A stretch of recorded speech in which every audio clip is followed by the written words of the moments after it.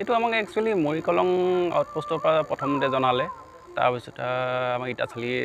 আউটপোষ্টৰ পৰা জনালে জনাই আমি এতিয়া আমাৰ GRPৰ পৰা আমি তেওঁলোকৰ ৰেলৱে ষ্টেচনত SSক জনাওঁ SSে আমাক সেইমতে অলপ ইনকুৱাৰী কৰি চাই আহি আমাৰ হেৰিয়াত পৰে নপৰে জাৰিফিকেশ্যন পৰে নপৰে সেইটো চাই তেওঁলোকে আমাক পৰে বুলি তেওঁ মেমো দিয়ে আমি সেইমতে আহি চালোঁহি বডিটোৰ কোনো এতিয়ালৈকে কোনো পৰিচয় এতিয়ালৈকে পোৱা নাই আমি এতিয়া যাওঁ এতিয়া PM কৰিবৰ কাৰণে লৈ যাম আমি তাৰপিছত বাকী যিখিনি আমি ক'ত কেনেকৈ কি তেওঁ ঘৰ দুৱাৰ কি আছে গোটেইখিনি ডিটেইলছ আমি ইনকুৱাৰীত ওলাই যাব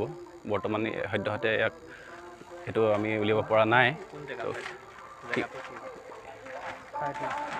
কি ক'লে জেগাটো কি হয় বোলো এইখিনি জেগা অঁ এইখিনি ইটাচালি আউটপোষ্টৰ আণ্ডাৰতে পৰে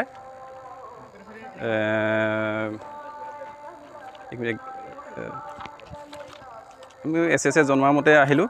এইটো বিষ্ণুনগৰ বুলি কয় হয় GRPৰ যিহেতু হয় GRP আহিবলগীয়া নহয় এইটো ৰেলৱে ট্ৰেকৰ একদম নিয়েৰেষ্ট হয় যে এইটো আমাৰ জাৰিফিকেশ্যন পৰে সেইটো কাৰণে